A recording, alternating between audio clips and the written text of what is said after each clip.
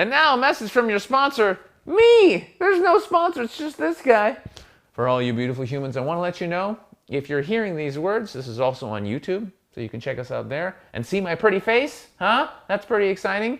Also, be on our newsletter because there's Woke live events and trainings coming, all about the spiritual path, loving and accepting yourself more. They're going to be freaking life-changing, and you'll find out about those if you're on the newsletter first. And of course, they will also be listed on www.Woke.As. I love you mucho, and I hope to see you in the flesh very soon. Ciao. Are you ready to get woke? Welcome to the Woke.As podcast with your host, Alex Lazarev. All right. Boom! Guess what, everybody? It's another... Hello. It's a Woke.As podcast. We'll start again. Ready? You ready? Hey, everybody! Guess what? It's another woke as fuck cast. You want? All right, just for fun. Hey, everybody! Welcome to another woke as fuck podcast. See that? And I'm gonna keep all those cuts in because it's funny. It's funnier that way. So I'm here with a special guest. This is so cool. This is so cool because usually, I don't know. It's usually like people that I've known for a while, and I'm like this person, or whatever. But this was like, I'm actually a fanboy of this person. It's not just someone I know. I'm actually a fan of their work. This guy's a musician, right? He's a lot of things. But one of the songs he's done, a couple of the songs, I've had them in my head on loop for like a week. And they're so good, and I can't stop. It's a sickness. And literally, the Wild Horses song that we're gonna play for you right now. Wild horses couldn't drag me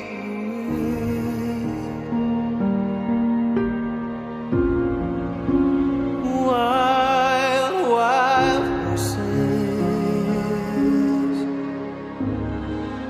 couldn't drag me away.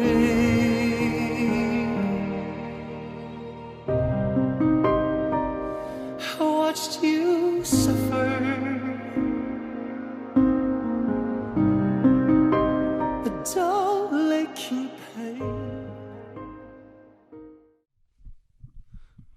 Do you see? That was a clip from the song. It's so good. And then I found out the dude, he's a cool dude. He's on the spiritual path. And I was like, we need to get this guy on the podcast. So just tell the folks a little bit about who the hell you are. Yeah. And then we'll talk and hang. But give them a little something. Yeah, for sure. So I grew up on the North Shore of Vancouver, and I was a lifeguard. And I always, whatever job I had, I always tried to incorporate singing into it. So I'd always ask to teach the young kids the swimming lessons so that I could sing to them. And then basically I was on Canadian Idol when I was 16, and I got kicked off. I made it pretty far, but then I got kicked off by like the Simon Cowell type judge for being too theatrical. And that was like before Lady Gaga was big. And all homosexuals are fucking super theatrical. That's not fair at all. Homosexuals, yeah, that's an interesting topic too. We can talk more about that too. The sort of the idea of like, putting people into different categories. And really, if 1 out of every 200 babies is born intersex, then if what we've been taught about like gender is incorrect, then homosexual, heterosexual means nothing at all. Yeah. We're gonna get into that later. Yeah. So, long story short, I got kicked off Canadian Idol for being too theatrical. And then so I auditioned for a theater school in New York, and I got a scholarship. So I went down there and did a 2-year program in like acting and singing and dancing. And then I realized I didn't really like New York too much to live. It was very sort of cold and just big. And I'm from like a small place in West Vancouver. So I was like, oh, it's so much. I was like 17 years old. So I moved back to Vancouver, and I entered a singing competition called West End Idol. And that was on Davie Street at a place called The Oasis. It's above the Denny's. I think it's called the Playhouse now. And long story short, I won the competition, and I won just the right amount of money that I needed to become a yoga teacher. And I kind of got this yoga kick when I was at theater school in New York, because one of our acting teachers was a yoga teacher, and he believed that it made us better actors to do yoga a lot. So he taught us all these yoga routines. And I liked the yoga more, I think, than the acting. I'm not a very passionate actor. Just make sure to keep this sort of relatively close. If you go down here, it gets shitty. Okay, sweet. So it's right there. So long story short, I fell in love with the practice of yoga more so than the practice of than acting. And I've always loved to sing. So I met Alanis Morissette's twin brother, Wade Morissette, and he was fusing like English lyrics with like yoga mantras. And I was like, that sounds so cool. I want to do that. And then just synchronistically, I met up with his producer and recorded an album. And then the album got picked up by Network Records, which is like Sarah McLachlan's record label. And it hit #1 on the iTunes World Music Chart. Ding! Yeah, so I realized, I was like, oh, I'm doing something right. And something interesting, this might be too many tangents, but like the guy that I was dating at the time, he told me, I was like, what do you think of this music? He's like, this is shitty music. It's so childlike. It's so simplistic. And the song that I actually sang to my ex-boyfriend, and he said all those things about, that was the one song that got me the record deal that the record label loved. So that was a great lesson to like, just produce your art, and whether or not somebody likes it or doesn't isn't your business. It's your job to be a clear channel. Ding! I'm not sure what that is, but maybe I should turn that off. You can. This mic won't pick it up anyway, but you can. It's just a phone going ding. People didn't even hear that ding, but it's cool. That's okay. Things are fun. Things are fun. So yeah, dude. I mean, 100%. Right. That's like one of the biggest teachings I've been sharing with the guys over the many years, right? It's just all about. It's all about being yourself. It's all about fucking following your heart and screw what everyone else thinks. But most people are not living that way, right? They're trying to fit in. And well, I feel like the masses are starting to realize that we're here to be happy and we're here to shine. And I think slowly but surely, there's like more and more people are coming into their gifts. That's what I see. Yeah. Yeah, man. Yeah, I mean. Every single soul has got their unique reason to be here and their unique gift, right? And it's like, what a planet it will be when we're just here expressing who we are in its fullest, right? Because like as soon as you do that, your vibration goes up, you're in a state of joy and peace and bliss.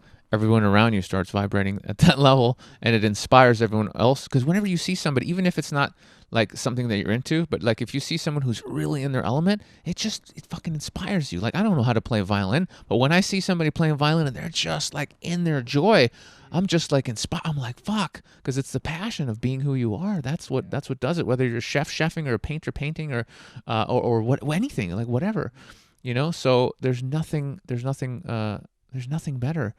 And yeah, and the thing I shared in last week's podcast, my big pop, the ego death, that happened when I was actually talking about how excited I was in finding my purpose and getting aligned, and how I'll be sharing my gift with the world. I was literally talking about me being me, and I was so excited in that moment of the realization where I went through the ego death. It was literally my soul expressing itself fully. That's what led to, at least in part, to that experience. And I had another cosmic awakening back in October. It was the same thing. It was when I was absolutely being who I am, 100% in my state of joy, when I had the pineal God realization, where I was like one with all beings and could barely function for weeks because there was only God. I mean, it was fucking nuts. So that's what we're here for. We're here to just express that fucking soul's unique bliss, man. Yeah, that's all it is. So that's what you're doing when you sing and do yoga. So yeah, so let's get into it. So first I want to know about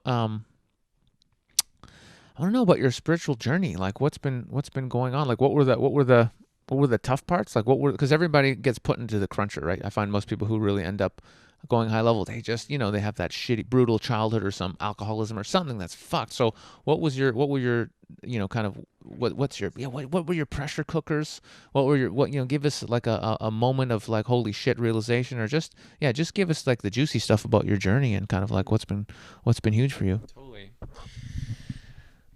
Well, I mean, I grew up in a very sort of conservative, place in the world, West Vancouver. There was a lot of homophobia. There was a lot of sort of, just heteronormativity and misogyny over there. And it's changed now. But I remember I was like going on a date with this guy in grade 12, and we were at Starbucks down at Park Royal Shopping Center, and like this big Hummer drives by and like, you guys are gay, aren't you? Bunch of faggots and this and that. And so that like kept happening in different ways. And I remember like really, really trying hard to like come across as heterosexual.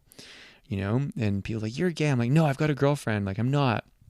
And so like it became this like big thing in my psyche. And, you know, of course, what you focus on expands. So like people started slashing my tires and egging my family's house and calling me faggot up the street and throwing things at me while I was training for track and field. And what I realized is like, I think everybody is a little bit gay. And maybe it's my job to really fully own that so that other people can feel comfortable owning that too. And so it's like, okay, what good daily habits do I have to implement to be a good example of somebody who's totally owning his queerness? And so like getting to bed on time, you know, not doing cocaine. I'm an empath, right? And oftentimes empaths, when things get too intense, one thing that they can happen is they can get addicted to drugs and alcohol. You start to numb their capabilities and their talents because they don't know how to deal with them. And oftentimes those empaths are like targets for energy vampires. So I definitely was. And so I kind of like got addicted to cocaine for a few years there.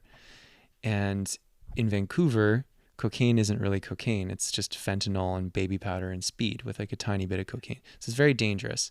And I'm sure I almost died many times. I'm very grateful to still be here. My cousin passed away about a year ago of a cocaine overdose. And I was dating somebody who died of a fentanyl overdose. And I wrote a song for him, dedicated to him on my last album, Even When You're Gone. And so I think what I realize is like, as within, so without, as above, so below. So it's like, what do I have to do? Because the world's not going to change. But then I realized all I have to do is do my own work, and then the world around me changes. So it's kind of this realization that it's a lot easier to just, you know, enjoy my life and be in my gifts and share my music and dance more, sing more, give more than it is to try to change the world. But when I do all those things and enjoy my life, and the world seems to change for the better. Isn't that amazing? Yeah. Isn't that amazing? And there's so many levels you can go into this at, because some beings will say that actually when you change and your vibrational frequency changes, you actually change based on your beliefs and who you are and what you're putting out. So you're actually entering a different timeline, a totally different reality, right, where even your past, Bashar talks about this, where even your past is different. Even though you might have memories of a certain past, actually you have totally changed. You were not in the same timeline. You're not the same person, and you never were. And that's a bit of a mind fuck. but that's one way of looking at it. And another part of it is less kind of like woo-woo crazy, is simply that the filter with which you see the world is totally different. So if you're happy in your joy and you know who you are, and you're just putting out that love, whatever you put out comes back. So of course, if you're putting out joy and peace and authenticity, that's coming back at you, right? So either way, it doesn't really matter what you want to believe, right? That is the case. When you're living your truth, it's the bomb. And I think that, like, as Oprah Winfrey says, like, if you're a person of color, that is harder to do. If you're queer, that is harder to do. So it's almost like having heavier weights at the gym. So I think that's why it's so important, like, if you're queer, that you have facial hair, because it's like technology that strengthens your nervous system. If you're queer, eat healthy, surround yourself with positive people, get to bed on time, like, have really good daily habits, because it's a little bit harder if you're different than the status quo to get shit done. And I think it's empowering to acknowledge that, because for the longest time I was like, no, we're all equal. It's like, no, actually, if you identify as like a trans person, there still are laws in place that, like, don't protect you, and there's still people who want to kill you. Like, it's Pride Month right now, and the people in the States who've died from being trans, who've been murdered in the last 4 weeks, is like 8 or 9 people just killed on the street for being trans. So it's still happening, and I don't think it's good to just like gloss over that and not acknowledge it, not overly focus on it. But I think a lot of spiritual people are like, oh, like, don't focus on that, that'll expand it. It's like, well, no, like, we have to see what's going on. Otherwise it's just like taking a piece of crap and then putting a bit of ice cream on top. Like, it's not going to fix it. So it's finding that balance between, being overwhelmed by what is and noticing what is, and then shifting your energy to have some sort of change in the external world. Does that make sense? Yeah, makes sense to me. So here's a question. So you were talking about this profound, this realization, because of the fentanyl. That stuff sounds evil. I didn't even really know it existed, but that's not cool. But also just very interesting also for anyone who's listening who is an empath, because so many people out there have special gifts. So many people are empathic or psychic or intuitive or whatever, like lots of stuff, and it's just not something that's brought up in society. Like, nobody talks about this stuff, So that's really interesting feedback for somebody who might be out there who does know that they're empathic, and maybe they are drinking alcohol or whatever just to numb that, but actually don't numb it. Like, you should be working on your gift. I mean, that's your gift, right? It's like amazing. And actually in other societies, and still today in certain parts of the world, when you have those gifts, the elders will recognize that you have those gifts, and they will work with you to be more psychic, to be more empathic, to be more of a healer. Like, so if somebody in the Western culture starts waking up and they get the call to be a shaman, for example, and they start getting visions and stuff, they fucking lock them away. But if you're in Africa, they're like, oh, he's a shaman. Great. Bring the elder shaman, and guess what? You're fucking his apprentice now, and you're going to be a shaman. Congratulations. And you're honored for it. Oh, we have another shaman. Fantastic. Yeah. So holy shit. That's a huge thing with drugs and alcohol and cigarettes and all this crap. It's used to suppress totally healthy, natural things that happen. You know what I mean? Queerness, like in First Nations land, we're on unceded First Nations land here. From the research I've done, I did a minor in critical studies in sexuality at UBC. Invariably in First Nations tribes in Canada, there were up to 4 genders. And when the elders saw that, a young one was perhaps atypically gendered in terms of their interests in playing with the opposite gender's toys, for example, or wearing the opposite gender's type of clothes, it wasn't a shaming that would go on, which is what happens to many people in our culture, but it was a celebration. Oh my gosh, we have a potential shaman here, because they believed that these people were 2 spirits. They could house a male and a female energy in one incarnation at the same time and be a great connection to the spirit world. So it's like kind of tags onto what you said. It's like celebrating the weirdness, celebrating the difference, rather than shaming it or suppressing it. Yeah. That's legit. Well, yeah, man. It's like, fuck, the more I sort of, wake up more and more, it's just like we're all one, right? There's only one of us here. It's all God. So it's just like this absurdity, this illusion of separation, getting everybody fighting everybody because people are different. I mean, what are you talking about? Everything has its place. Everything is perfect. Certainly not the way people behave sometimes. You know what I'm saying? But it's not the soul. It's the ego that's doing that stuff. But yeah, man. So now it's just like, it's hard for me to imagine there's horrible things people are doing just because somebody's different than you. It's just like, that's what makes it so amazing being on this planet. It's like the variety of everything, people and what they look like and what they smell like and talk like and what they look, and everything, and their skills and their passions and how they express. I mean, fuck, it's just, what a planet with so much going on, and they just don't want us to revel in the joy of humanity. They just want to turn everyone against everyone. It's terrible. Well, I was even thinking about like the vibration of pride. Have you read like Power versus Force by David R. Hawkins? Yeah. So it's not even supportive of life. And they're calling all these gay events, or these equality events, pride events. But words are spells, right? So we're casting this spell of a lower frequency than what could be. I feel like we should call these events love loud, love or above events, because pride can't stand on its own 2 feet, and it can crumble very easily, and it needs external validation to be able to exist. Whereas a vibration like love or courage can stand on its own 2 feet, and it's more sustainable. So I thought I just want to bring that up too, because we're in pride season. Let's call it love loud season. Higher frequency. Start a revolution, baby. I'll support you. But no, that's awesome. Power versus Force. Totally changed my life. I'm blown away because I think you're the first guest that's come on that brought it up without me being, hey, have you read Power versus Force? Oh yeah, it's an obsession of mine, and I've literally I calibrate everything now. I calibrate people before they come on the podcast. Yeah. I mean, yeah, like if I look at somebody and I'm thinking of doing their course on the internet or whatever, and I'm like, I feel them, and I'm like, oh, they feel good, but if I'm not sure, I'll calibrate them, and if they're in the 300s. I'm not probably, 200 love. Which one? 500 is love, 540 is joy, 600 is peace, 700 is enlightenment. 360 is acceptance. But yeah, it's not, and it's just a scale, but it does give you an idea of somebody's consciousness, and even books. Like, here's what's so fucking fascinating. I don't know. I mean, you read the book. It's so fascinating. Even like books have a calibration, right? It's unbelievable. So if I look at a book, yeah, right, and it's amazing. So even like, and he talks about this in the book, and I recommend Power versus Force to freaking everybody. he talks about in the book that even like all religious texts, the Bibles and the Qurans, all of it, they all have a calibration. And some of them rank pretty high and some of them rank shockingly low. And some books that originally ranked very high, some Bibles ranked in the 800s, now they're in the below 500s. Because they were edited, bro. And so it's crazy. So if you want to, I don't care what religion you are or what you believe, but if you're going to read a book and you want that to affect you, do you want to read something that calibrates at 365 or something that calibrates at 880 or over 900? So, and there are books out there that calibrate in the 800s. I Am That by what's his name? Anyway, it doesn't matter. Not Maharaj. There's too many guys. But anyway, fucking thing calibrates over 800. In the 800s. A Course in Miracles annotated version, which I've just started reading, calibrates in the 800s. I mean, this is fucking crazy. And and you can feel it when you read it. When you read books of that high vibration, you're just like, holy shit.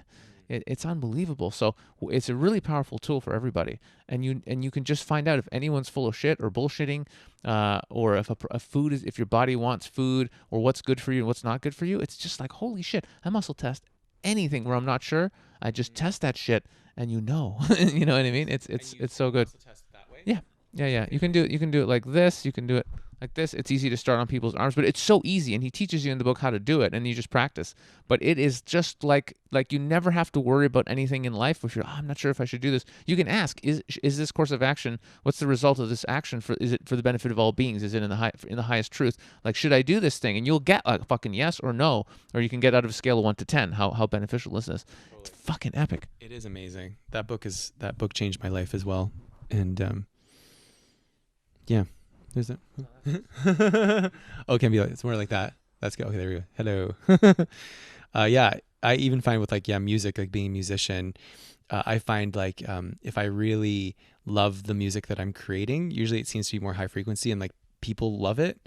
So I really make an effort to create what I love for the millions of me's out there. It's kind of my philosophy. It's don't try to please the audience. Try to do what resonates with my heart, what feels really high frequency to me. And then hopefully that will resonate with the millions of people like me out there. Yeah. I mean, it seems obvious, but I think it's not for most people because, again, the ego is trying to conform and be accepted and be loved and find significance. So we're doing all these things that we're supposed to do. But on the deepest level, if we do what the soul wants us to do, if we express that soul's desire, that soul's purpose, we're such in a state of joy while doing it. Our vibration goes out. We're excited. That goes out. We love more. We feel more. It's literally like a bubble.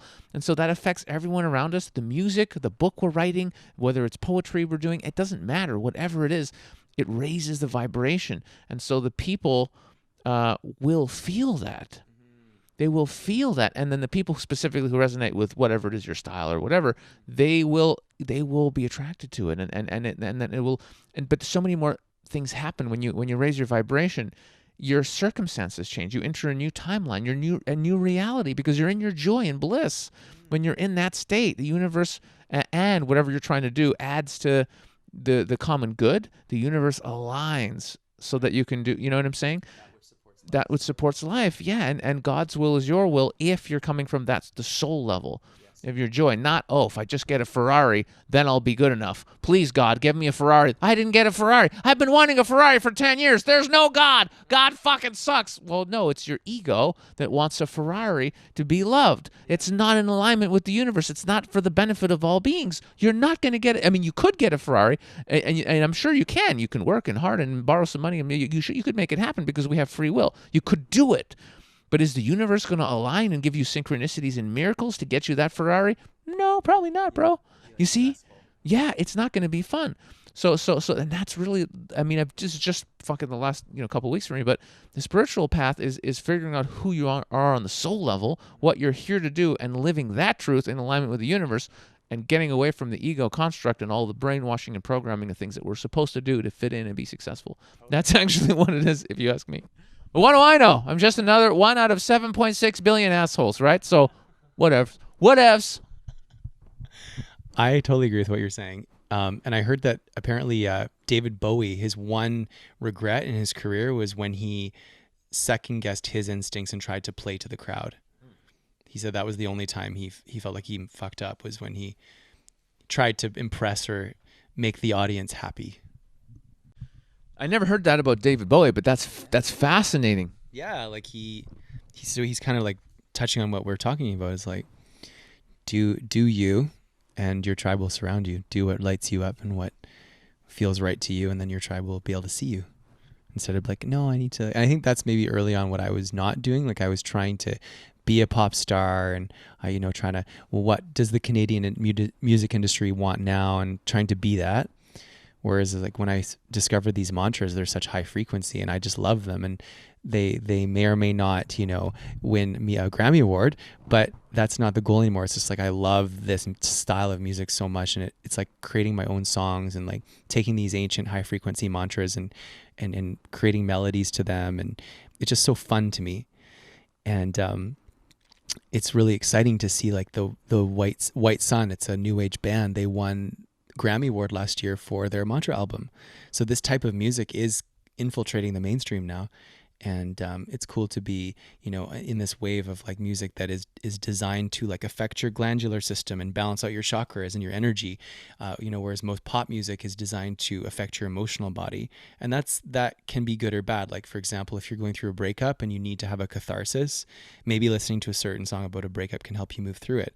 But then maybe you get stuck on that frequency, because like a lot of top 40 music is like, I need to get high all the time because you're gone, I'm gonna drink every night or do drugs. Like there's a lot of sort of that theme, like I'm not enough without somebody else, and that's kind of being drilled into our heads on the radio waves. Like especially in like country music and top 40, it's all about like, I need you. And it is changing a little bit, and that's not a blanket statement, but that is very common.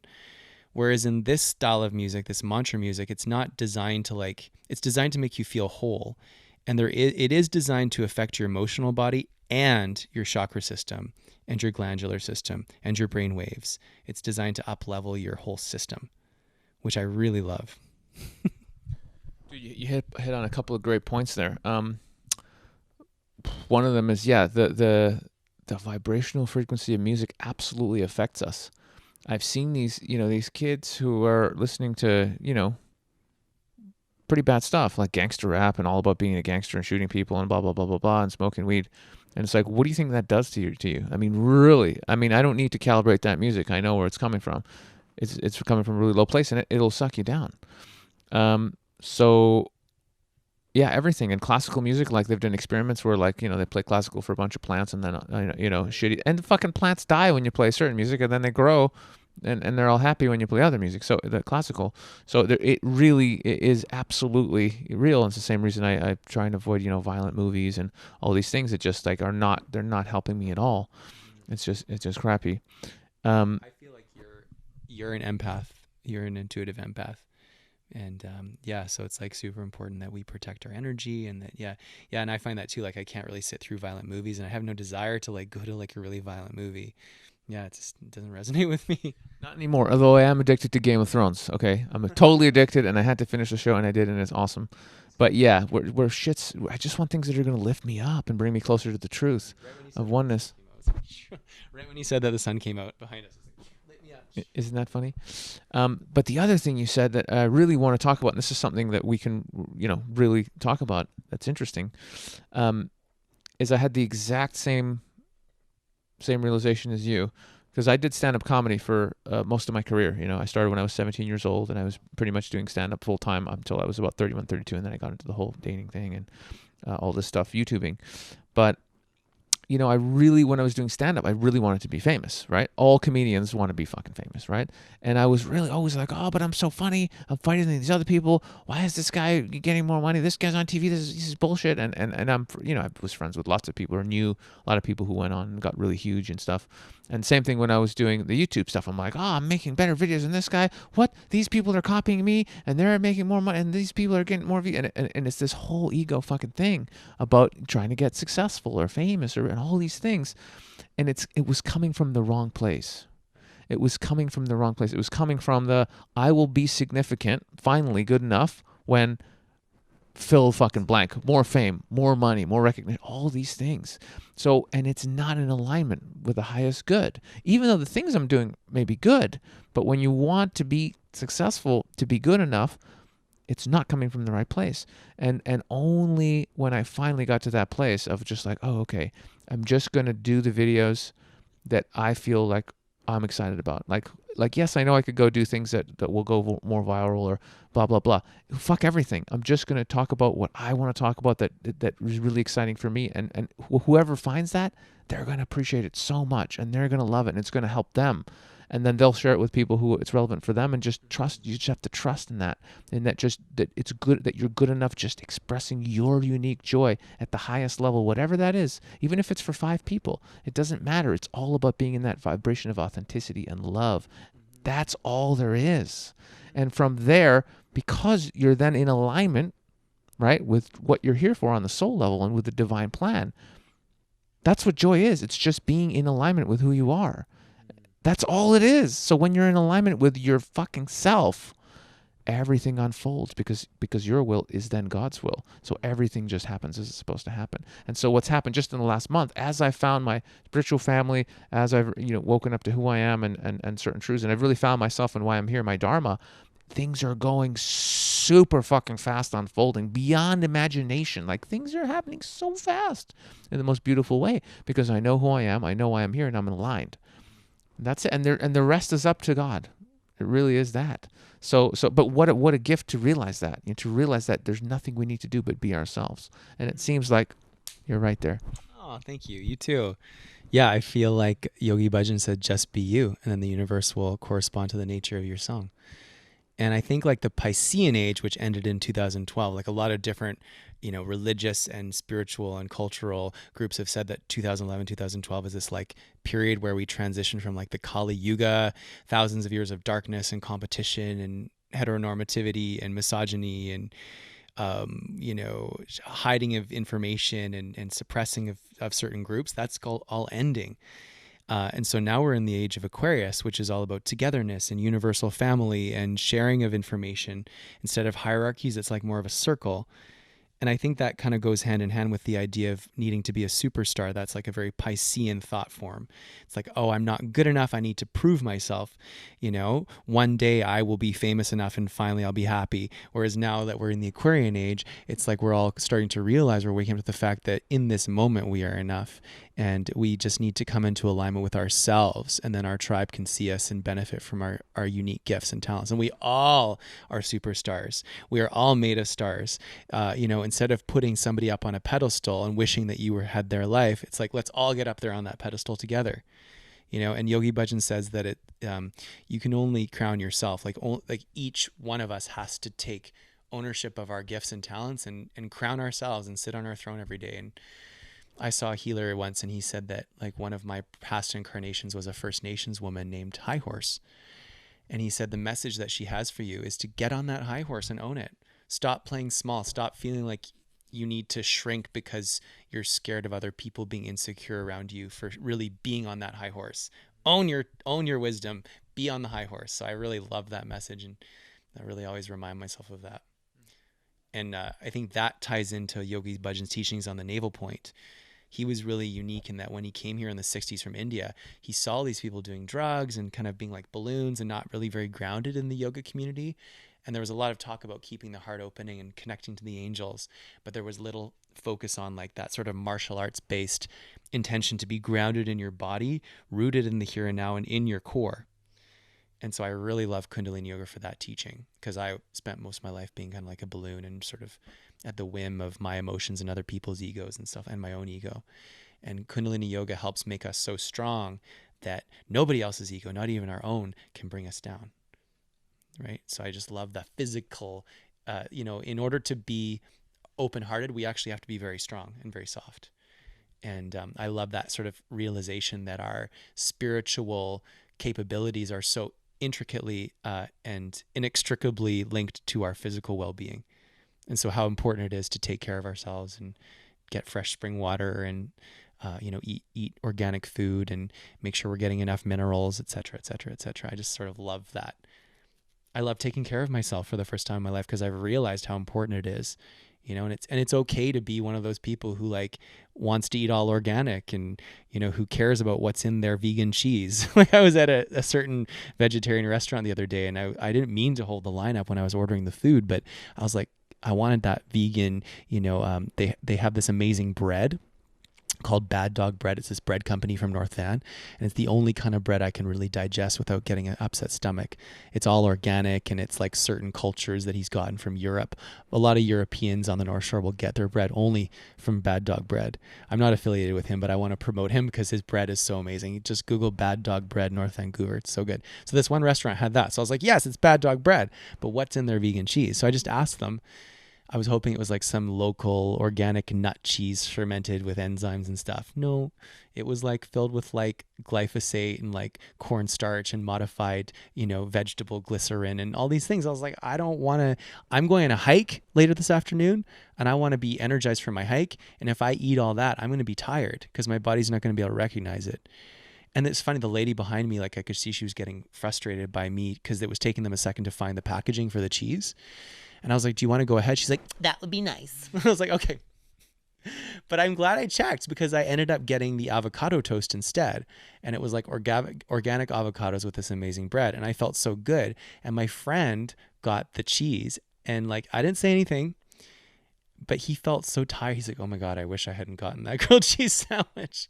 So yeah, I feel like it's okay to be picky. It's like, you know, your body is a Ferrari for your soul. And if you had a Ferrari, you wouldn't put like shitty fuel in it. You'd put like really good fuel in it, and you'd like wash it and take care of it. And yeah, so for the first time in my life, I'm starting to really enjoy the practices of self-care, of getting up early in the morning, singing mantras, doing yoga, because I know how good I feel now from all those practices. And it's kind of like an upward spiral, instead of like a downward spiral of eating crappy cheese and, you know, doing cocaine or something. God, you're such a faggot. You're such a faggot. Raging, Mo. I could never eat pussy. I couldn't do it because they come with breasts. No, I'm just kidding. I was at a party once and it was a bunch of men who identify as gay, and I was dating a woman at the time, and this one guy was just like, that's so gross, like how could you date a woman, it's like so fishy, it makes my stomach turn. And I was like, well, have you ever tried eating pussy? He's like, never. And so it's just so funny. I find like a lot of gay people are like, no, that's so gross. And then a lot of straight people are like, ooh, I would never suck a dick. That's so disgusting. So on both sides, it's like, well, have you even tried it? Most people I speak to have not even tried it. So I'm like, don't knock it till you try it. Yeah, I got one gay friend. He's like, gays give the best blowjobs. I'm like, oh yeah? Have you ever gotten your dick sucked by a woman? He's like, no. I'm like, how do you know? 'Cause we're gay. Yeah, but you never done it though, have you, fucker? Anyway, I think it's funny. It's just a pussy with a handle, baby. Hey, that's a good way of looking at it. So I'm just trying to, now there's some other stuff, but let me just think of all the stuff we've been talking about. What would be your, I'm trying to think, what is awesome? Some juicy friends. I guess we might as well take it. Let's take it dirty. Fuck it. Fuck the spirituality, huh? You guys get that all the time. Blah, blah, blah. Love everyone. Everyone's you. Blah, blah, blah. Spiritual enlightenment. Fuck all that bullshit. We got a gay guy on the show. Let's get dirty. Queer? What's the difference? Okay, gay, to me, like gay is very limiting. It's very like when I think of the word gay, it just feels very like stifling. Whereas the word queer, like it's very like queer enables me to still have sex with women. Queer is like what I was called, you know, when I was like training for track and field, and like a Hummer would drive by with a bunch of guys, being like, you fucking queer. So I just love the word queer because that's what I was always called so much. It's kind of like, I guess, like black people using the N word. I just feel so like me because like that's how I was violently called for so many years. I mean, at the end of the day, I would prefer to have no labels because I feel like I'm beyond labels, and I feel like most of us are at the soul level. And I don't want to sound like hoity-toity, but I really honestly believe that, you know, gender is a social construction, and I really believe sexuality is. For example, I dated somebody who, when I hugged them, they presented as a male, but when I hugged them, they had a very strong feminine energy. And I said that to that person. I was like, I really feel like I'm hugging like a cute little Japanese woman when I'm hugging you. And they were like, oh, well, that's really interesting. You picked up on that. I have an extra sex chromosome. So this person, so a male has XY, female has XX, he had XXY. So he identifies as male, but genetically, chromosomally, he is neither male nor female. And either actually went through gender reassignment at birth, like, because the doctors were like, oh, we have to fit him into one box. So they pumped him full of testosterone. So he has this amazingly big dick because of it. But like, so that's a whole other conversation, but there's a movement to stop that, to stop doctors interfering with nature and just let the baby grow as it grows and let the baby decide what gender it wants to be, if any. But yeah, so anyway, long story short, I don't like the word gay because it doesn't feel like me. I'd prefer to be label free. little poem. Yeah. I mean, I'm a little bit queer too, because not only do I like to eat pussy, but I have had a man's hand up my ass. Oh, nice. So it was almost a fisting. Was this the story you said you were gonna I guess I have to tell the story, yeah, because it's a hard one to. So, so basically, I was telling the story. So I went to this. I for a while, I sort of known about tantric sex since I was 21, because my friend Dive, he was 10 years older than me, and he knew about tantra, and he taught me the basics. He's like, don't ejaculate, know when you're going to ejaculate and don't do it, and it's better to save energy, and girls will like it if you don't ejaculate. And he was right. He was right about a lot of things. He was about sex, but I never got deeper into the practices. And then, a few years ago, I guess it was 2014, I was like, okay, let's go to this tantric sex course. I'm not going to mention where it was, or who, like the people running it, but I can tell you that it was very interesting. And what I noticed was many of the labels that we have, like straight, gay, all these kinds of things, they just totally dissolve during the course very fast, very fast. Like these things are just in our minds, because. And the teacher even joked about how, like, people, they refer to it as hetero-flexible, because actually most guys are hetero-flexible. Like, they say, oh yeah, I'm straight, but actually if you're having sex with a girl, or a girl's giving you a blowjob and a guy comes up behind you and with a little Vaseline starts fingering your asshole, you're probably going to go with it. You know what I'm saying? When you're horny, you're going to be like, oh, well, that feels kind of, all right, cool. That's what happens, right? And so, I don't want to get you to, but, so for example, he just had this look in his eye. Round. When's the penetration round? Yeah. Why do you keep stop teasing? So you're not like, I would like to cuddle you, but I'm not like, I don't feel called to like stick my finger in your bum.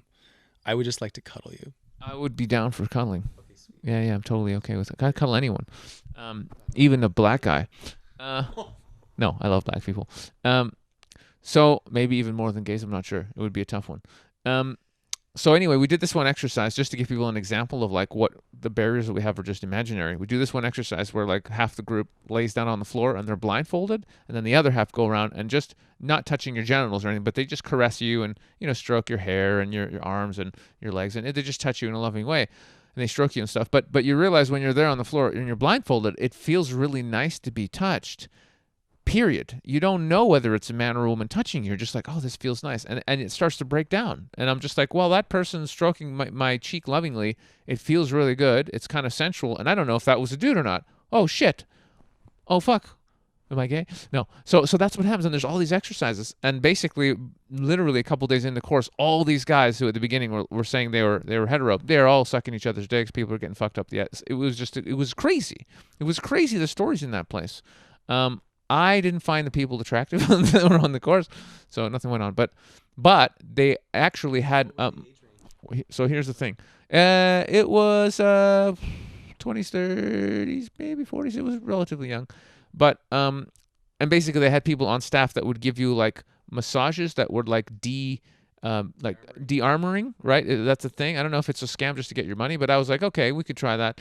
And so I paid a dude to de-armor my asshole. And he was literally in there like fucking full on, and apparently I was quite relaxed. I think he was definitely flexy. But at some point, I'm pretty sure he had his whole fist pretty much up my ass, like a lot of it. Yeah. And it wasn't particularly pleasurable or unpleasurable. I just wasn't really into it. I didn't have any connection for the guy. There was no real attraction, and he tried to give me a little hand job. I wasn't into that either, and so the whole thing was just like a bit of a disappointment. Yeah, so it's funny just to be like, I've had a dude's hand up my ass. That was the experience.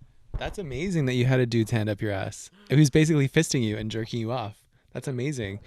I always find it interesting, like straight guys have this fear of being seen gay, or being a little like there's this fear. But I think like everybody's at least, 6% gay. Wouldn't you say? At least 6. At least 6. 6 is a nice number. I don't know why you picked 6, but yeah, but all these definite. Again, it's just the ego. It's just the ego. I'm this, I'm that. Then I'll be cool if I'm this and that. What are you talking about? Like you're a soul. You're a soul that's immortal and infinite, and you're part of God. It doesn't matter what dick you want to suck or whose vagina you want to eat or none of it. Not your skin color. None of it. You're just God. So fuck off. You're just me. So go fuck yourself. Totally. Yeah. I mean, I think at the end of the day, everything in nature is a spectrum. So I think gender and sexuality also is a spectrum.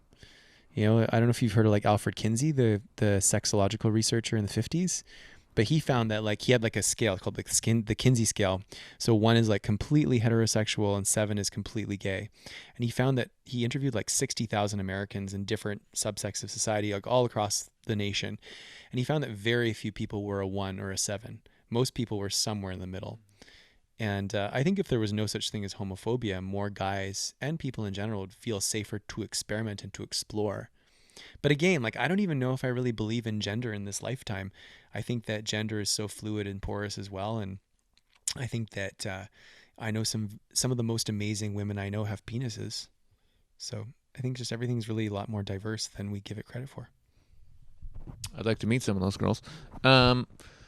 So here's another thing, right? It's like I still like I'm just not into like I see men and I appreciate when a guy's good looking. I go, that guy's fucking hot. Like if I was gonna fuck a guy, be that guy. But there's no, I've never had sex with a guy, and there's no real desire for it. But at the same time, I've had women lick my ass and stick their tongues up there, and it's literally and I fingered myself up there lots of times, and that's the most amazing orgasm I've ever had is anal by far. Destroys anything else with the penis, not even close. And guys look at me like, what are you talking about? I'm telling you the fucking truth is what I'm telling you. It's not even close. So if I know I like things up the bum and my finger's awesome up there, a dick would probably be better. Hasn't happened, but there's a difference though. I know a dick might be good up my ass, but I'm not attracted to the man. I'm not attracted to the. You see what I'm saying? It's a nice shape to get up there, but there's no. But you see what I mean? So am I gay if I'm like if I'm with a woman and I'm making love to a woman and a guy's like, hey, do you mind if I bang you in the ass? I'm like, that's probably gonna make me come hard. Fuck me in the ass. But I'm not attracted to the guy at all. What am I? I don't. What am I? Like say if you were brought up in like ancient Greece, where the norm, where it was like societally condoned to be bisexual, perhaps like I just always wonder how much of our sexuality is programmed by society and how much of it is really our genetics and who we truly are. Like how much is it? Because I think a lot. My intuition says a lot of it is because we just don't want to be seen as like a fag. No, it makes sense. We're so like this programming of trying to fit in. It goes really, really deep. It really, really does. And I think that's because in the old tribe days, like if you got excommunicated from the tribe, you would die. Totally. You can't like there's fucking tigers and shit out there, and they kick you out, you're dead. Mm-hmm. Banishment was death. So I think we still have that in our DNA. Like just fit in, don't be rejected, but don't be kicked out of the tribe. But now it's like people can tell you to fuck off all day, and you're like, fuck you too. I don't care what you think. You know what I mean? Like what are you talking about? Who gives a shit? Doesn't matter. Doesn't matter. So I think that's part of it. Man, this is the first time we've had a nice, juicy sex talk on the Woke as Fuck podcast. It's awesome. Anything else? Tell us your craziest like sex story or something crazy that's it'd be funny. Well, have you ever had a durian? A fruit? The fruit and durian? I think so. Yeah. Okay, well, I went to Bali to teach a retreat in January, and I brought a female friend down with me to help me out, and we ate durians together. And I didn't realize like how much of an aphrodisiac durians are. Like I don't know if they ever there was certain religious groups that are trying to convert gay people still. I think there are like in Abbotsford and stuff. Durian might be the answer. Durian might be like the homicide for converting gay people. Because I found when I was eating that, I like started to like get like really horny, and I looked over at my friend who I brought, my female friend. We ended up like having sex, and I was like eating her pussy and flipping her upside down, and it was amazing. And then we ended up having a threesome with this guy, this straight dude, and like I've been practicing my semen retention, eating all these durians. I was like going for like hours with her, and he could not keep up. He could not keep it hard. And I was like, wow, I'm this gay dude, and this is really, really fun. So I think I just realized like durians totally like make me feel very like sort of sexual, and they really help me tap into that sort of heterosexual side of myself, which I'm starting to explore more. So that's kind of like a juicy, fun thing. Like, yeah. And I obviously don't recommend like trying to convert yourself, but I really do feel that, you know, words are spells. And if we're constantly calling ourselves, I'm straight, I'm straight, I'm straight, I'm gay, I'm gay, I'm gay. I feel like on some level that really does shape our psyche to say, well, this is what I do. But really, maybe we are a lot more flexible and porous and fluid than the labels allow us to be. Yeah, absolutely. I mean, labels are just such a trap, right? Because again, you're identifying with a word. Words aren't even real. Yeah. It's just a creation. It's a label. It's not. It's bullshit. And you were saying like you're not attracted to guys. You've said that a few times, but like even the word, the whole construct of a guy is like a Western social construction, because there's certain like tribes in Africa where like the guys, we'd call like the girls more like the guys, because they are the ones who are like more sort of butch, you know, and then the guys, the males are often the sort of the femmes who dress up and peacock and put makeup on and try to seduce and try to get the women to fawn all over them. So like depends on like the culture that we're in. The whole thing guy, like I think that image is like very much influenced by like, you know, religion and by Hollywood, like that whole like Tom Cruise or whatever image we think when we think the word guy. So, you know, everything is so much more fluid and porous than even those words can encapsulate. So it's like I'm not into guys, or if I was to say like I'm only into guys and not girls.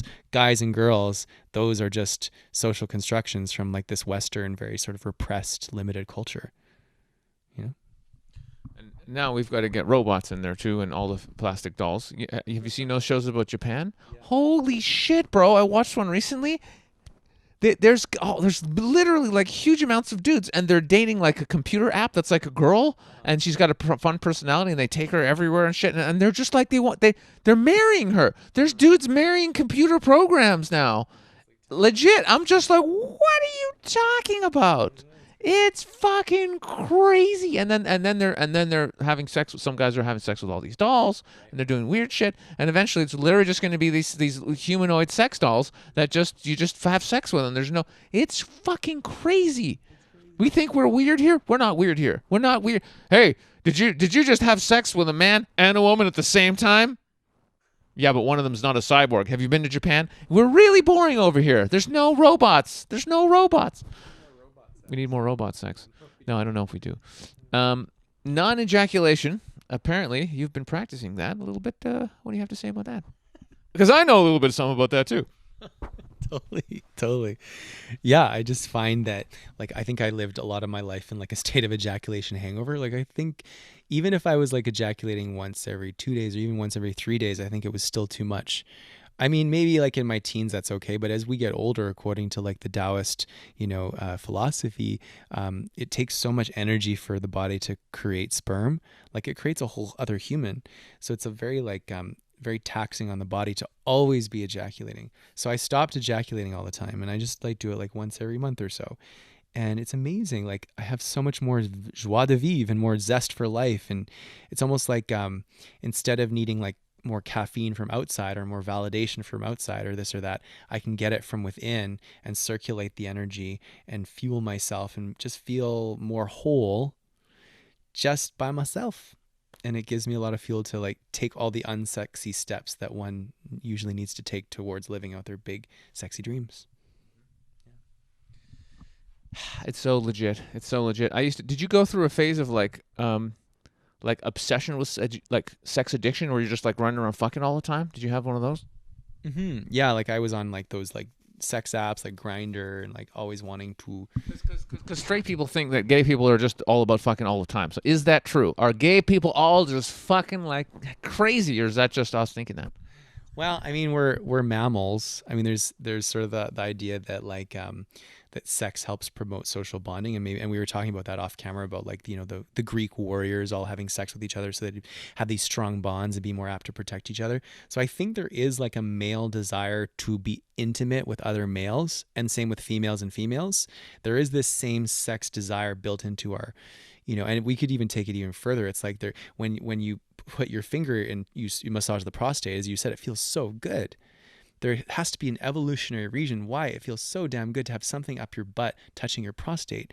And even like the way that the sphincter is constructed, there's like an area for the poop to come out, but then there's this other enclave, which is like the perfect shape for a dick to go in. So I was just thinking the other day, this is really out there.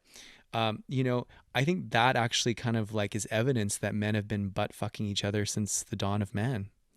Why does it feel so good? And the only way that you can really fully penetrate that prostate is through having some sort of long thing up there, you know? So I really believe it's very natural. And so, yeah, gay people, I think they're onto something. It might be. I wouldn't argue against it. I mean, I'm telling you, like, it freaks me out when I talk to straight dudes, and I'm just like, yeah. So you ever get your girlfriend to lick your asshole? And they're like, no. I'm like, why would you be defensive about that? And how is that gay? It's a woman licking your asshole. Like, not that there's anything wrong with being gay, but even, you know what I mean? It doesn't even make sense. Still this Piscean construct that we need to protect ourselves from the identity of gay, you know?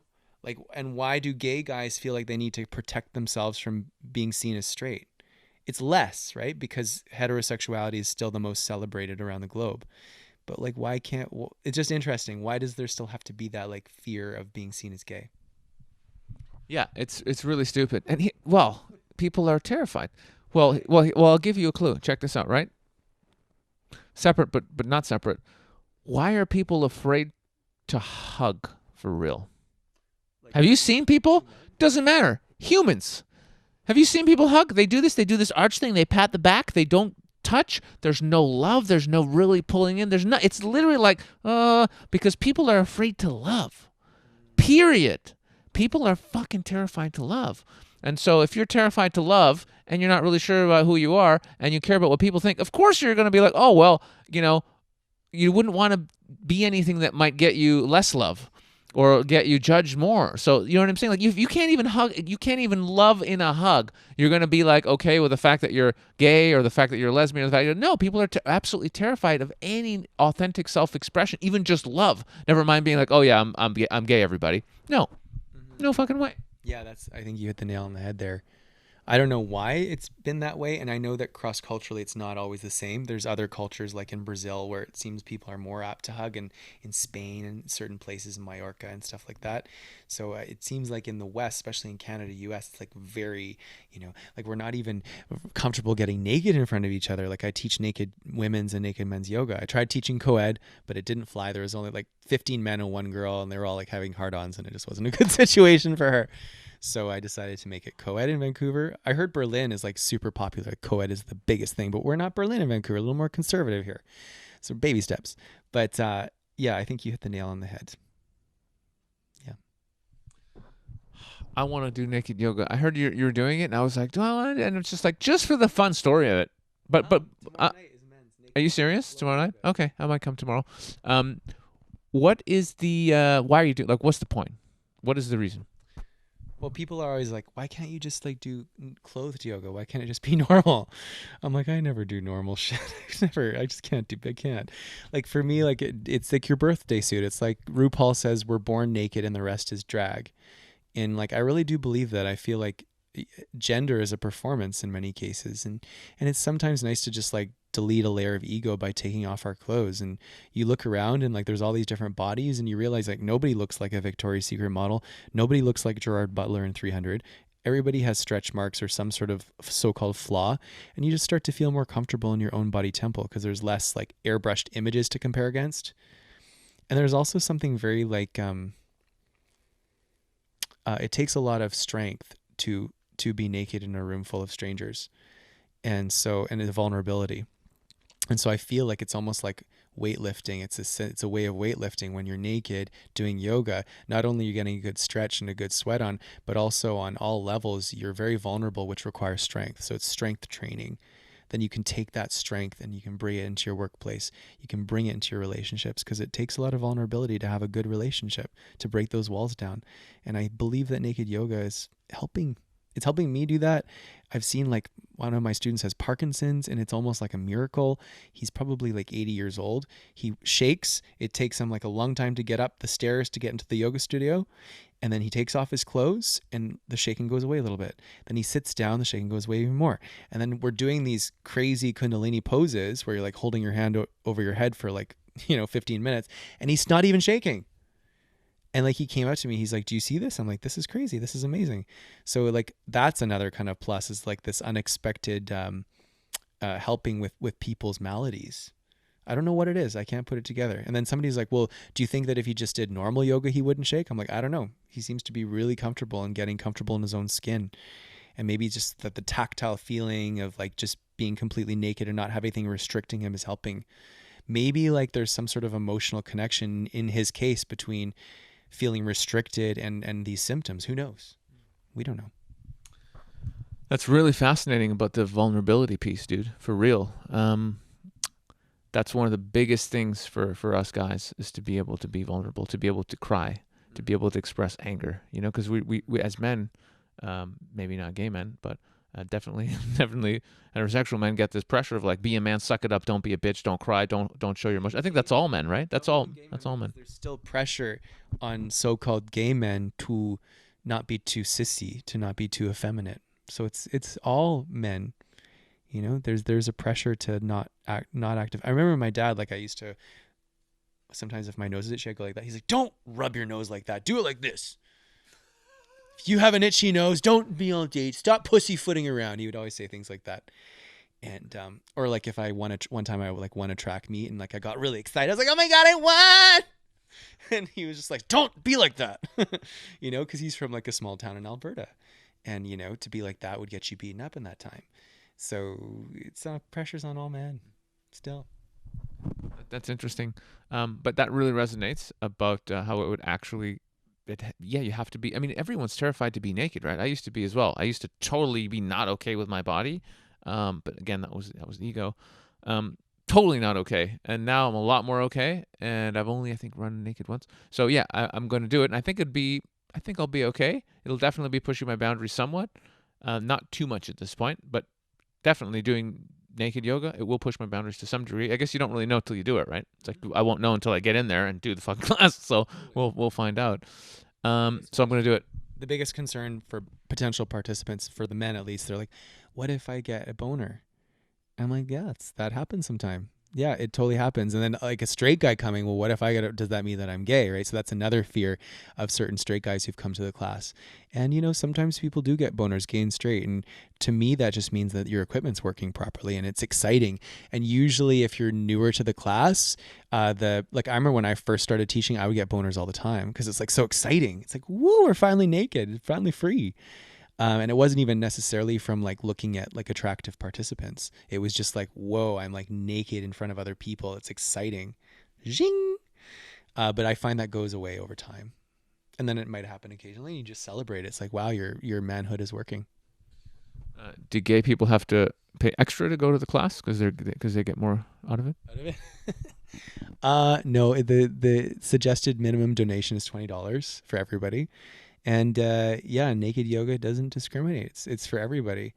And I would prefer it to be men, women, trans people all together.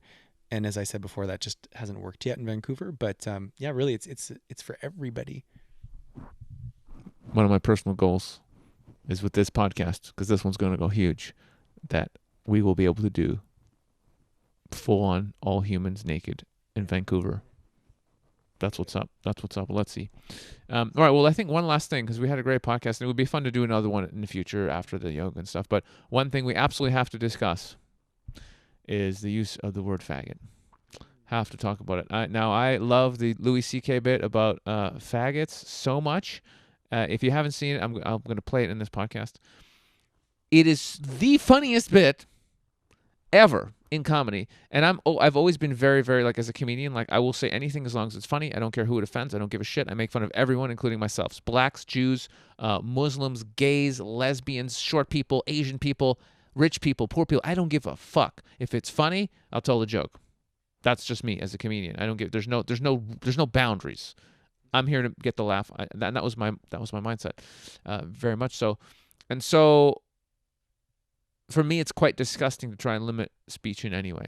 It's not just that it's disgusting. It leads to totalitarianism. It leads to fascism, and it's the beginning in any society, if you ask me, of the end. As soon as you start limiting speech, because limiting speech is limiting thought. And when you start telling people what they can and can't think, well, guess what? You're not in a free country. And if you're not in a free country, what are you in? Dictatorship, totalitarianism. It's not good. And so you're heading in a really dark place. So I think free speech is actually really important. And I think we have to use it or lose it, like muscles. Like, you use your free speech, because if you don't, it will be taken away. So when I saw Louis' bit, and he's just like, shut up, faggot. It was so funny, and I was just like, yeah. And I started calling all my friends faggot. All my closest friends, we just call each other faggot all the time. It's really, really funny. And so when you show up and you're just like, yeah, I love the word faggot too. I was like, what? So let's talk faggot. Yeah, faggot. Faggot, hey, how are you, faggot? Nice. Yeah, it's a funny, because it means like a bundle of sticks, right? Or one of the words, and yeah, it's I don't really know what to say about it. Faggot. Kind of feels good. I like it. It's such a great word. It really is. But if you call most gay people faggot, what, like, if just a normal dude's like, hey, put that down, faggot, and someone's actually gay, like, how offensive is it? Are they going to be really upset? I think most people would. I think most people would be surprised, because you don't hear it very often. It's become very faux pas to call somebody a faggot.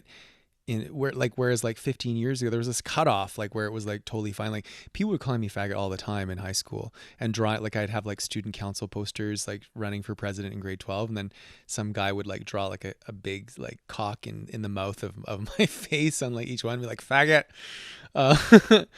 Or like people would like, I'd be like walking past a group of guys in the cafeteria, and with my like capris on in like grade 11, and they like throw like a rotten apple at me, be like, ha, faggot. Like, so just like it was a very sort of strong word, and then all of a sudden it became not cool. And I think it's like society reached a tipping point where there were enough people in the masses who had somebody who was gay or queer who they knew, where they're like, oh, wait a sec, this isn't cool too. It's kind of like, people calling black people the N-word in certain times in history. Like, you wouldn't do that nowadays. And finally, it's become a faux pas to call somebody a faggot. But then there's that whole idea of like reappropriating the word, which I really like. And I just think it's really funny. I think the more we love ourselves and are happy with ourselves, the less triggered we'll get by other people saying anything to us. And so I kind of get a kick out of like the fact that I'm not triggered by the word faggot anymore. I'm like, yeah, I've done some work, and I love myself more than I did back then. Yeah. I think that makes you a great faggot. There's one thing. This was one of my dreams. Having it. Word faggot over gay. Really? That's interesting. This is a moment in history for me. Finally having a gay homosexual on the show. Finally having a faggot on the show and using the word faggot. It's great. Yes. That's great. Just call me a faggot. It's so good. It's so good. And next time someone says, why are you calling people faggot? I said, I know faggots, and they tell me to call them faggot. So go fuck yourself, faggot. And that's what I'm going to say. That's great. Yeah, faggot. Faggot over gay any day. I don't think we're going to top that ending.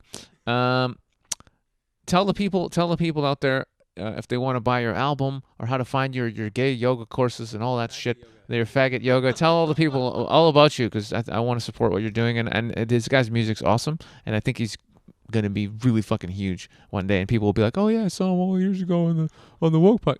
For real. So tell people where to find you and shit. Yeah, so you can go to my website, willblunderfield, BLUNDER field, like field of grass.ca.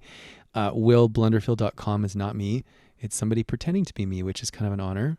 They pose as me. They say inspirational things I say in my classes, but it's not me. So they talk about color therapy and like art therapy on this website. So you can check it out. It's a really interesting website, willblunderfield.com, but it's not me. but I'm kind of honored that like just I have this like person pretending to be me with a website. I think it's kind of fun. But my website is willblunderfield.ca, and you can check out my retreats. If you type in Will Blunderfield on Eventbrite, all my retreats that are coming up, most of them are clothing optional. And we have a multi-orgasmic man retreat for all self-identified men coming up in Souk on Vancouver Island at the end of August. And you can get all the information on Eventbrite. Just type in Will Blunderfield and all that stuff will come up. In terms of my music, you can go into iTunes, Amazon, Apple Play, Google, Deezer, anywhere music is streamed or sold, and just type in my name and it'll pop up. And I have 3 studio albums out, or 3 albums out. One is a live album.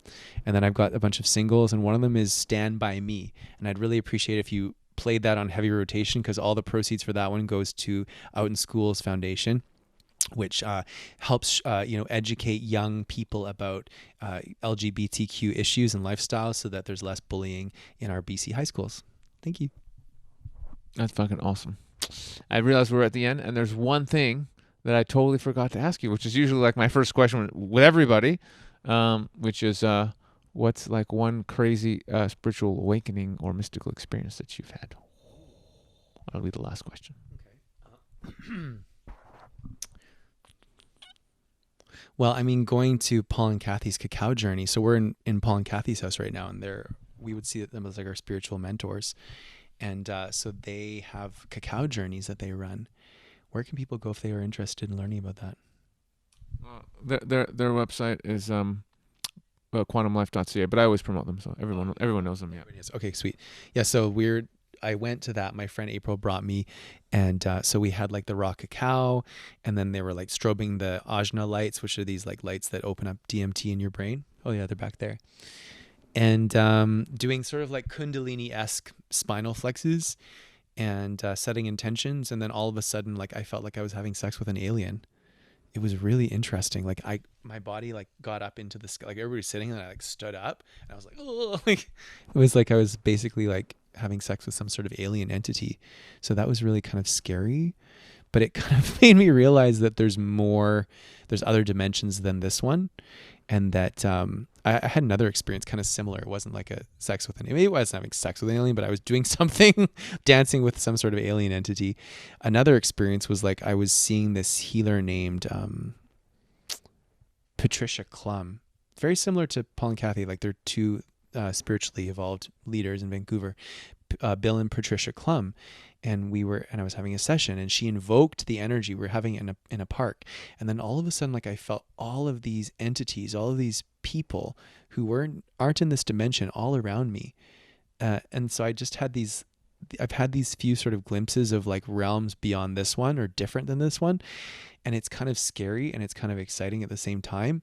And I know that I'm kind of blocking my awareness of those realities because it scares me. I don't know how to navigate them. So I do know that that's something that I'm working on, is like being comfortable knowing that those realities and entities exist, and knowing how to interact with them in a life-giving way. Nice. Yeah. We're all connected, but we're just in disbelief and we block ourselves. And yeah, but that's part of waking up, really, recognizing that there's so much more going on, and taking away those barriers and getting into our gifts. Yeah, there was one other thing I felt like we could have just gone a tiny bit deeper into that I think would be really profound. And it was surrounding, like for you, that shift from, the shift that led you into really just that realization of like, I'm just going to do my thing. And how has your life really changed when you've just gotten okay with like, you're just expressing yourself?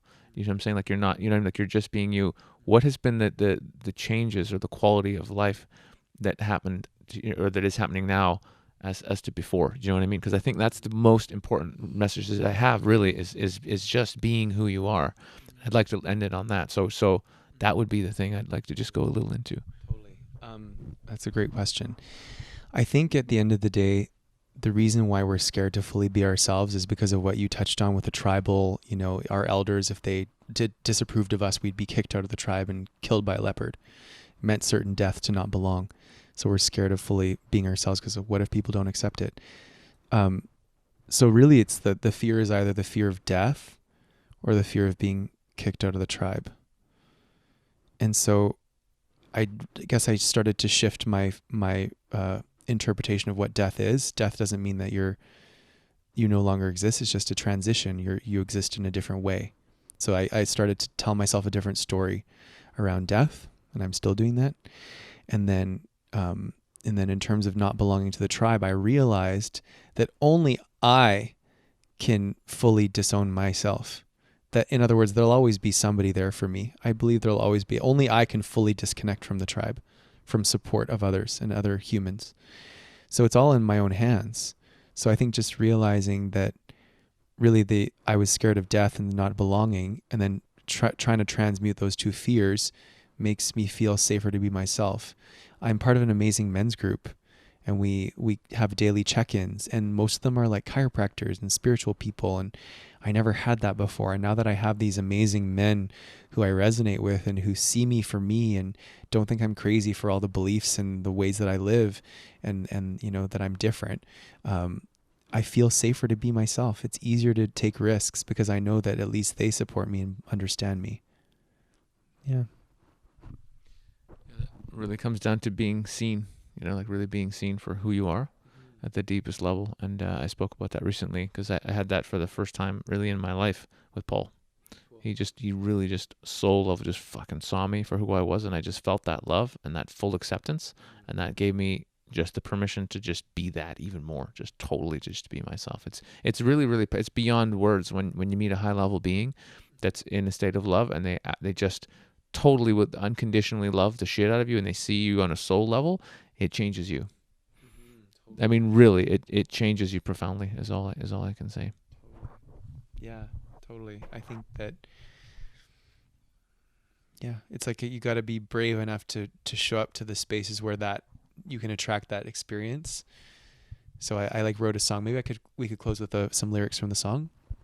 It's like, these words that I proclaim, they might sound cliche, but you gotta do what you gotta do to keep from going insane. It's not about losing the weight. It's not about making the grade.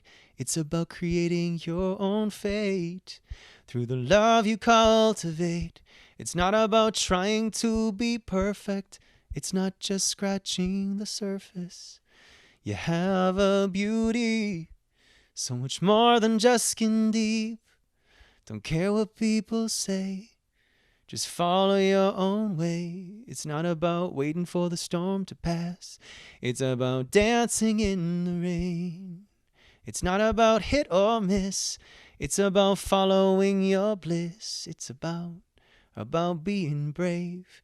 Your own life you gotta save from drowning in the sea of mediocrity. Don't let them tell you who to be. Only you can set you free. It's about planting the seed. It's about being who you need instead of throwing away the key. Being open to receive, no matter what your age. If you're black, white, straight, or gay, there's no more time for shame, 'cause you're dancing in the rain. I know it's just me. I'm still clapping. That was awesome. Thank you. Dude. Thank you. Such a fucking pleasure. Come here, bro. Love you. I love you, dude.